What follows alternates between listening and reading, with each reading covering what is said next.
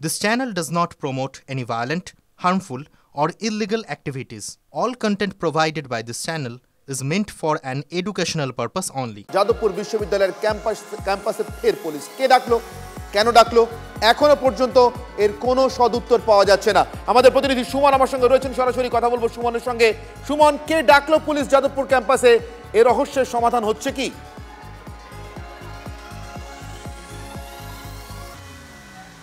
দেখো অনির্বাণ, আমরা যেটা সূত্র মারফত জানতে পারছি, উপাচার্য বা সহ উপাচার্য কেউ কোনো পুলিশে খবর দেননি। যাদবপুর বিশ্ববিদ্যালয়ের অধ্যাপক ওম প্রকাশ মিশ্র, তিনি প্রাক্তন উপাচার্য বটে, তিনি যখন এই ক্যাম্পাসে প্রবেশ করেন তখন তার সঙ্গে পুলিশ প্রবেশ করে এবং তার যে অফিস আইআর অফিস, এই আইআর অফিসে যেখানে তিনি বসেন সেখানে এই মুহূর্তে কার্যত পুলিশ তাকে নিরাপত্তা দিচ্ছে। আমার সঙ্গে যাদবপুর বিশ্ববিদ্যালয়ের এসএফআই নেতা রয়েছে। কে ডাকলো পুলিশ? তোমরা অভিযোগ জানাতে এসেছিলে? একদমই, আমরা সহ উপাচার্যের কাছে অভিযোগ জানিয়েছি। সহ উপাচার্য কিছু জানতেন না, উনি বলছেন উনি থানায় কথা বলছেন, ওখানে কথা বলছেন পুলিশের সাথে। এবং ঘটনাটা হচ্ছে যে আমরা সহ উপাচার্যকে এটা জানিয়েছি যে আমরা ওম প্রকাশ মিশ্রকে আজকে কোনো রকম কোনো হেকেল করা বা তার কিছু করিনি। আমরা পোস্টার হাতে দাঁড়িয়েছিলাম, আমাদের ছাত্রীরা। ওম প্রকাশ মিশ্র ধাক্কা দিয়ে ছাত্রীদেরকে ধাক্কা দিয়েছে, পা দিয়ে লাথি মেরেছে, একজনের পা মারিয়ে দিয়ে চলে গেছে এবং তারপরে এখন ভেতরে পুলিশ ঢুকিয়েছেন উনি। এবং আমরা উপাচার্যকে এটাই বলেছি যে পুলিশ থাকলে আমরা ভেতরে বসে থাকবো, পুলিশ বেরিয়ে গেলে আমরা বেরিয়ে যাবো। হোক কলরবের ঘটনার পর দেখা যাচ্ছে ক্যাম্পাসের বাইরে প্রিজন ভ্যান, ক্যাম্পাসের মধ্যে তারা পুলিশ, চারদিকে পুলিশ ছেয়ে আছে, এটা কিভাবে দেখছো? দেখো, এইটাকে আমরা এভাবেই দেখছি যে তৃণমূল প্রথম থেকে এই ধরনের একাধিক হুমকি দিয়েছিল এবং তৃণমূল ক্যাম্পাসের যে স্বাভাবিক পরিস্থিতি, পড়াশোনার যে পরিস্থিতি, আমরা এর আগের দিনও প্রেস মিট করে বলেছিলাম যে আমরা চাই সোমবার থেকে ক্লাস হোক। যে আমরা অর্থাৎ যে অভিযোগ ছাত্রদের সম্পর্কে করা হচ্ছিল যে ছাত্ররা ক্যাম্পাসে অচলাবস্থা করে রেখেছে, সেটা যে সর্বৈবই মিথ্যা। ছাত্ররা যে ক্যাম্পাসে সদর্থকভাবে ক্যাম্পাস যাতে এগোয় সামনের দিকে, ক্যাম্পাসের বিভিন্ন যে খারাপ পরিস্থিতি সেটা কাটিয়ে ওঠে, সেইটার দাবি করছে। সেইটার ছাত্ররা সেই দাবি করছে। সেই জায়গায় ওম প্রকাশ মিশ্র আজকে পয়লা মার্চ ঘটনা ঘটেছিল, এতদিন পরে যখন ক্যাম্পাসে সঙ্গে থাকো সুমন। ওম প্রকাশ মিশ্র তিনি নিজে কি বলছেন, তিনি কি সত্যিই পুলিশ ডেকেছেন যাদবপুর ক্যাম্পাসে? তার সঙ্গেই কি পুলিশ ঢুকেছে বা তার জন্যই কি বলছেন ওম প্রকাশ?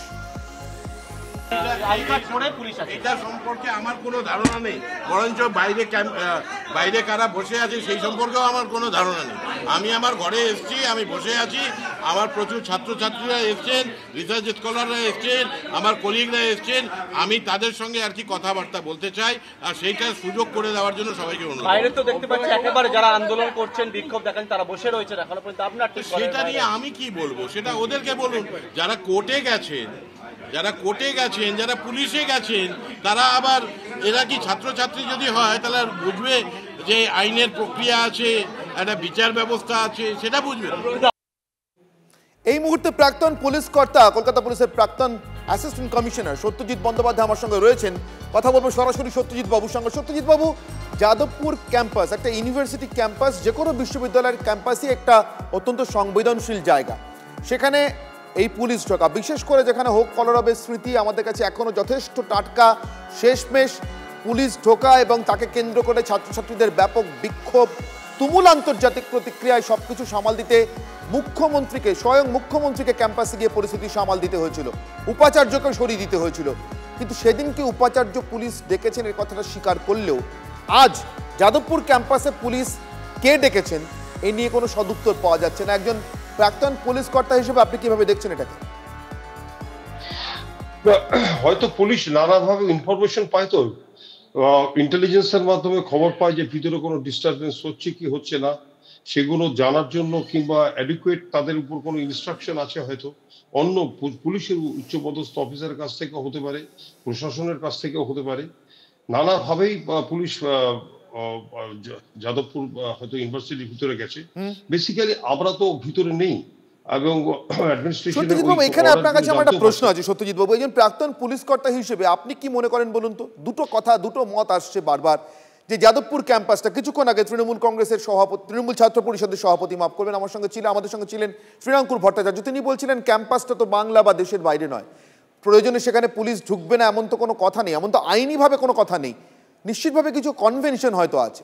শ্রীরাঙ্কুর একই কথা বলছিলেন। কিন্তু আমার প্রশ্ন এখানেই সত্যজিৎ বাবু, যদি দীর্ঘদিনের এই কনভেনশনটা ব্রেক করতে হয়, এই রীতিটাকে ভাঙতে হয়, তাহলেও তো তার জন্য একটা কোনো যথাযথ কারণ থাকতে হয়। আপনার কি মনে হচ্ছে একজন প্রাক্তন পুলিশ কর্তা হিসেবে গত কয়েকদিন যাদবপুরকে কেন্দ্র করে যে বিতর্কগুলো এসছে, দেশবিরোধী শক্তির কার্যকলাপ আছে, পোস্টার আছে ইত্যাদি, তার ভিত্তিতে পুলিশ ঢোকার কোনো যৌক্তিকতা তৈরি হয়েছে? নিশ্চয়ই ইউনিভার্সিটি থেকে কেউ ডেকেছে এবং তাকে বলা হয়েছে, সে যারা হয়তো ডেকেছে তারা হয়তো এখন হয়তো ওপেনলি বলছে না, কিন্তু পুলিশকে না ডাকলে পুলিশ তো যেতে পারেন না, এটা হচ্ছে 1 নম্বর। 2 নম্বর হচ্ছে, দেখুন যাদবপুর ইউনিভার্সিটি কিংবা কোনো জিনিস কোনো জায়গায় নোটিফাইড এরিয়া নয় যেখানে পুলিশ ঢুকতে পারবে না। যে কোনো রকমের কগনিজেবল কেস যখন হবে, যে কোনো রকমের ঘটনা যখন হবে, কগনিজেবল অফেন্স, ধরুন হত্যা হলো কিংবা আপনি আমার সঙ্গে থাকুন সত্যজিৎ বাবু, আপনি আমার সঙ্গে থাকুন। এই মুহূর্তে সৌরভপ্রিয় দত্ত, রাজনৈতিক কর্মী এবং তৃণমূল সমর্থক, এবং আমার সঙ্গে অর্জুন সিং, প্রাক্তন সাংসদ বিজেপি নেতা আমার সঙ্গে রয়েছেন। আমি শুরুতেই সৌরভপ্রিয় দত্ত আপনার কাছে যাব। সৌরভপ্রিয় বাবু, আপনার কাছে আমার প্রশ্ন, যাদবপুর বিশ্ববিদ্যালয়ের ক্যাম্পাসে শেষমেশ পুলিশ ঢুকলো কেন? পুলিশ যে ঢুকলো তার কোনো সদুত্তর আমরা পাচ্ছি না, যে কে পুলিশকে ডাকলো। প্রথম কথা, কে ডাকলো এটা বুঝতে চাইবো, আপনার কি মনে হয়? এবং দ্বিতীয় কথা, পুলিশ কেন ঢুকলো বলে আপনার মনে হয়? সৌরভপ্রিয় বাবু, আমাকে প্রশ্ন যদি আরেকবার করেন একটু সুবিধা হয়। যাদবপুরের ক্যাম্পাসে পুলিশ ঢুকলো কেন বলে আপনার মনে হয়? দেখুন, যাদবপুরটা তো আর মুক্তাঞ্চল নয়। এখানে আমাদের মুখ্যমন্ত্রী মমতা বন্দ্যোপাধ্যায় এবং ব্রাত্য বসু বারবার করে তিনি একটা কথা বলেছেন যে আমরা ক্যাম্পাসে পুলিশ ঢোকাতে চাই না, কিন্তু এমন একটা পরিস্থিতির দিকে নিয়ে যাচ্ছে যেন মনে হচ্ছে যে ওই অঞ্চলটা আফগানিস্তান বা পাকিস্তান। সৌরভপ্রিয় বাবু, আপনার কাছে আমার ছোট্ট প্রশ্ন, ছোট্ট, আপনি শুনুন প্লিজ, একটু শুনুন প্লিজ। সৌরভপ্রিয় বাবু একটু শুনুন প্লিজ। আপনার কাছে আমার ছোট্ট প্রশ্ন, মুক্তাঞ্চল নয় এটা এতদিনে মনে পড়লো? ইন্দ্রানুজ যখন এই পোস্টগুলো করছিলেন, ইন্দ্রানুজের দাদা দিদিরা যখন মাতঙ্গিনী মহিলা সমিতি গড়ে তুলেছিলেন, সরাসরি নন্দীগ্রামে মাওবাদীদের সঙ্গে হাত মিলিয়ে কাজ করছিলেন বলে অভিযোগ উঠেছিল, সেদিন মনে পড়েনি? না, খবরকে সঙ্গে সঙ্গে আসে না, কিছু খবর পরবর্তীকালে বেরোয় যে কি অ্যাক্টিভিটি করছে না করছে। দেখুন, সব রাজনৈতিক দল করার অধিকার সবার রয়েছে, কিন্তু মুশকিল হচ্ছে এই সংগঠনগুলো তো নির্বাচনে বিশ্বাস করে না, এই সংগঠনগুলো বিশ্বাস করে খুনোখুনিতে। বেশ, তারা মনে করে যে আমি আপনার সঙ্গে একমত, নির্বাচনে বিশ্বাস করে না, গণতন্ত্রে বিশ্বাস করে না, খুনোখুনিতে বিশ্বাস করে, এবং আমি সম্পূর্ণ একমত একজন জাতীয়তাবাদী হিসেবে, একজন দেশপ্রেমী হিসেবে সৌরভপ্রিয় বাবু, এমন লোকেদের বিরুদ্ধে ব্যবস্থা নিতে ক্যাম্পাসে ঢোকা উচিত। কিন্তু অর্জুন সিং, প্রাক্তন সাংসদ আমার সঙ্গে রয়েছেন এবং বিজেপি নেতা। অর্জুন বাবু, আপনার কি মনে হয়, পুলিশ আজকে সত্যিই কি দেশ বিরোধী সংগঠনগুলোর খোঁজে যাদবপুর ক্যাম্পাসে ঢুকেছে, নাকি ওম প্রকাশ মিশ্রকে প্রোটেকশন দিতে ঢুকেছে? না, সেটা তো পুলিশ বলতে পারবে কি কাকে প্রোটেকশন দিতে গেছে না কাকে ঠান্ডা করতে গেছে। আসল কথাটা অন্য আছে। কালকে একটা পোস্টার সবাই দেখেছে, ওই পোস্টারে দেশবিরোধী বক্তব্য আছে। এই দেশবিরোধী বক্তব্য যারাই লিখছে, জেএনইউতেও আমরা দেখেছি ইন্ডিয়ানদেরকে তালিবান হিসাবে বলা যেত। তো এরকম যেখানে পোস্টার পড়বে সেখানে দেশের আইন হিসাবে যদি কাজ হয়, তো আমার মনে হচ্ছে যারা দেশ বিরোধী লোক আছে তাদের জন্যে সব প্রোটেকশনের আইন, আমাদের দেশে কিছু কিছু লোক আইনটাকে নিজের হিসাবে করে নেয়। যখন কাসাবের ফাঁসি হচ্ছিল রাত্রিবেলা, কিছু আলগাওবাদী শক্তি যারা সুপ্রিম কোর্টে গিয়ে নক নক করেছিল, 1:30টার সময় কোর্ট বসেছিল। তো এই ধরনের যারা যে শক্তি আছে তাকে কঠোর ভাবে তাদের উপরে অ্যাকশন নেওয়া দরকার আছে। কে ডেকেছে না ডেকেছে, কোথায় কি বারণ আছে না বারণ আছে, সেটা অ্যাডমিনিস্ট্রেশনের কাজ আছে, অ্যাডমিনিস্ট্রেশন দেখা উচিত। কিন্তু আমি মনে করি এই দেশে থাকবো, দেশের বিরুদ্ধে কথা বলবো, সেই লোক যে কোনো লোক হতে পারে, তার এগেনস্টে আইন অনুযায়ী ব্যবস্থা নেওয়া উচিত। একদম ঠিক অর্জুন বাবু, আমি আপনার সঙ্গে একমত। আমি আবারও বলবো, আমি সৌরভপ্রিয় বাবুর সঙ্গে একমত। কিন্তু সত্যজিৎ বাবু, যে কারণটা অনুসন্ধান করতে চাইছিলাম, যে পুলিশ আসলে কেন ঢুকলো, দেশ বিরোধী শক্তির কার্যকলাপ আটকাতে, নাকি ওম প্রকাশ মিশ্রর মতো পরিচিত তৃণমূল কংগ্রেস নেতার প্রোটেকশন দিতে, আমি তার উত্তর এখনো পর্যন্ত পাইনি। যেহেতু বিশ্ববিদ্যালয় কর্তৃপক্ষ বলছেন তারা পুলিশ ডাকেননি। কিন্তু সত্যজিৎ বাবু, আপনার কাছে আমার শেষ প্রশ্ন, ঢুকে যখন পড়েইছে পুলিশ, তখন এবার কি যাদবপুর বিশ্ববিদ্যালয়ের ভিতরে যে গুরুতর অভিযোগগুলো আসছে দেশ বিরোধী কার্যকলাপের, এগুলোর বিরুদ্ধে পুলিশের সক্রিয় হওয়া প্রয়োজন? নিশ্চয়ই, এটা সবসময় ভিতরে ঢুকলো কি বাইরে থাকলো সেটার ব্যাপার নয়। দেশ বিরোধী আমাদের কাছে সবচেয়ে বড় আগে হচ্ছে ভারতবর্ষ, দেশ। সুতরাং দেশ বিরোধী কার্যকলাপে যারাই থাকবে তাদের এগেইনস্টে অ্যাপ্রোপ্রিয়েট লিগ্যাল অ্যাকশন নিতে হবে। এখানে মাথা নিচু করার কোনো ব্যাপার নেই। অনেক ধন্যবাদ সত্যজিৎ বাবু। সত্যজিৎ বন্দ্যোপাধ্যায়, অর্জুন সিং এবং সৌরভপ্রিয় দত্ত আমার সঙ্গে ছিলেন। প্রত্যেকেই বলছেন যে কোনো বিচ্ছিন্ন জায়গা নয়, বিচ্ছিন্ন দ্বীপ নয়, দেশের মধ্যেই যখন আছে এবং গুরুতর অভিযোগ উঠলে পুলিশ যেতেই পারে। কিন্তু প্রশ্ন ওটাই, এতদিন না গিয়ে পুলিশ আজকে কেন উদয় হলো, এবং তাও যার বিরুদ্ধে এফআইআর রয়েছে তেমন একজন অধ্যাপকের সঙ্গে পুলিশকে দেখতে পাওয়া, আর যাদের বিরুদ্ধে এফআইআর হওয়া উচিত তাদের খুঁজতে পুলিশকে দেখতে পাওয়া, এই সূক্ষ্ম তফাৎটা এখনো পর্যন্ত যাদবপুর ক্যাম্পাসে কেন রয়ে গেল? শাসক দলের একজন কাউন্সিলর তিনি খুন হয়ে যাওয়ার আশঙ্কা করছেন, বলছেন কাউন্সিলর বলে কি খুন হয় না? শাসক দলের কাউন্সিলর যখন খুন হয়ে যাওয়ার আশঙ্কা প্রকাশ করছেন, তখন সাংসদ সৌগত রায়ের পরে এবার বিধায়ক মদন মিত্ররও রোষে পড়েছেন তিনি, যিনি খুন হয়ে যাওয়ার আশঙ্কা করছেন। অর্থাৎ তৃণমূলেরই বড় নেতাদের রোষে তৃণমূলের এক মাঝারি নেতা কাউন্সিলর। কিন্তু এর মাঝখানে অর্জুন সিং কেন ঢুকে পড়ছেন বা কিভাবেই বা ঢুকে পড়ছেন?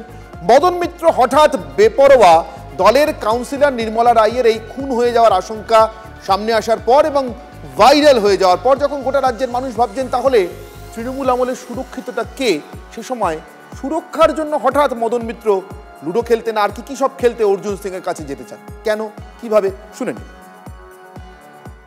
অর্জুন সিং এর জামাটা যত সাদা ওর ভেতরটা তত কালো নোংরা, তাই জন্য মানুষ ওকে একদম ছোবড়ার মতো ফেলে দিয়েছে। এখানে আসলে ছোবড়া নয়, ছিবড়ে হয়ে যাবেন। যারা আপনাকে বলছে কোনো ব্যাপার না, আমরা আছি, আমরা আপনাকে প্রোটেকশন দেবো, আমি চ্যালেঞ্জ জানাচ্ছি, যে কোনো দিন কামারহাটির যে কোনো ওয়ার্ডে ঘোষণা করে ডিক্লেয়ার করুন বিজেপি কবে কোথায় মোকাবিলা করবেন। এখানে ওইসব লুডো খেলা সব হবে না, এখানে যাদবপুর হবে না, এখানে যা খেলা হয় তাই হবে, ভালো খেলা হবে, বড় খেলা হবে। আরে আমায় যদি কেউ ডান্ডা দিয়ে মারতে আসে আমি কি রাস্তায় পড়ে থাকবো নাকি? মোটা রান্নাগুলো আমাদের সামনে নেই নাকি? যা খেলা হবে তাই হবে। হচ্ছিল তৃণমূলে হঠাৎ খেলতে চাইছেন মদন মিত্র অর্জুন সিং এর সঙ্গে, কারণটা কি? এই মুহূর্তে অর্জুন সিংই রয়েছেন সরাসরি আমার সঙ্গে। অর্জুন সিং প্রাক্তন বিজেপি সাংসদ আমার সঙ্গে সরাসরি রয়েছেন। অর্জুন বাবু, ব্যাপারটা কি বলুন তো? হচ্ছিল তো তৃণমূলে, আপনি কিভাবে মদন মিত্র নিশানায় চলে এলেন? আসলে মদন মিত্র ওই বিকালবেলা হয়ে গেছে না, বিকালে গেছিল ওর কাছে, ওই কাউন্সিলর নির্মলা রায়ের কাছে। তখন উনি তো হোসে থাকেন না, এই জন্য এইসব কথা বলছেন। উনার কাউন্সিলর উনার উপরে ব্লেম চাপাচ্ছে। উনার কাউন্সিলর 2 বছর আগে একটা মিডিয়াকে এই পাশে যে দেখবেন গুড্ডুর রহমান আছে, সে গুড্ডুর রহমানের বিরুদ্ধে বলেছিল কি, গুড্ডুর রহমানের অডিও ভাইরাল করেছিল কি ওকে মারার জন্য, ওর থেকে 50,000 টাকার চাওয়ার জন্য বলছে। আমি এই সত্যি কথা বললে উনার খুব ঝাল লাগলো, উনি আমাকে লুডো খেলাচ্ছেন, আমাকে সাপ সিঁড়ি খেলাচ্ছেন। দাদা, লুডো খেলা, সাপ সিঁড়ি খেলা তো এখন সময় নেই। উনি যে খেলাটা খেলছেন, আগে কামারহাটিতে বেলঘরিয়া মতন একটা জায়গাতে যেখানে বধিষ্ঠ মানুষ থাকেন, ওখানে অনেক ভালো ভালো মানুষরা বসবাস করেন, সেখানে এই মদন মিত্র মতন একটা লম্পট লোক ভবানীপুর থেকে এসে যেই জায়গাটা খারাপ করে দিল, আজকে গুড্ডুর রহমান গিয়ে ওই বেলঘরিয়া মতন বধিষ্ঠ জায়গাতে গিয়ে তোলাবাজি করছে। উনার পার্টি কাউন্সিলর বলছে কি তোলাবাজি হচ্ছে, উনার পার্টি কাউন্সিলর বলছে আমার মৃত্যু সংশয় আছে, আর উনি মাঝখানে আমার সঙ্গে লড়ছেন। তা আমার সঙ্গে লড়ার জন্য আমি তো সবসময় প্রস্তুত আছি। উনি আমার কবজি কেটে নিয়েছিলেন একবার, বলছিলেন। তাহলে অর্জুন সিং আপনার কাছে আমার প্রশ্ন, তৃণমূলে এবার থেকে যারা ভয় পাবে তাদের ভরসাও কি অর্জুন সিং? 100% তৃণমূলে উপরে যে তৃণমূলের গুন্ডারা একটা শ্রেণী লুটপাট করছে, একটা শ্রেণী হা করে দেখে আছে কি আমি কবে পাবো, তাদের উপরে অত্যাচার হচ্ছে, লুটপাটের ভাগের জন্য অত্যাচার হচ্ছে, ট্যাক্স মাইকোতে অনেক অর্ডার পেয়েছে তার জন্য, কন্ট্রাক্টের জন্য এইসব হচ্ছে। অনেক ধন্যবাদ অর্জুন সিং আমাদের সঙ্গে কথা বলবার জন্য। নির্বাচনের বাকি আর 1 বছর। অর্জুন সিং কিন্তু এখন থেকেই, মদন মিত্র কি খেলবেন জানি না, কিন্তু অর্জুন সিং যে খেলাটা সব থেকে ভালো বোঝেন, নির্বাচনের খেলা, যে খেলাটা খেলতে খেলতে তিনি বড় হয়েছেন রাজনীতির ময়দানে, সেটা আবার খেলতে নেমে পড়েছেন। এখন থেকে আপনি যে দলেই থাকুন, বিশেষ করে তৃণমূলে ভয় পেয়েছেন, ডাইরেক্ট কন্ট্যাক্ট অর্জুন সিং, অর্জুনকে বলো, কার্যত অর্জুন সিং এর নতুন প্রকল্প। তৃণমূলে ভয় পেলে অর্জুন ভরসা, তাতে মদন মিত্র যাই বলুন না কেন। ফুল অ্যান্ড ফাইনাল আজকে এই খবরগুলোই আপনি পাবেন, দেখবেন, আরো আপডেট হবে, আরো লাইভ আসবে। সারাদিন সঙ্গে থাকুন আমাদের টিভি 9 বাংলা, না দেখলেই নয়।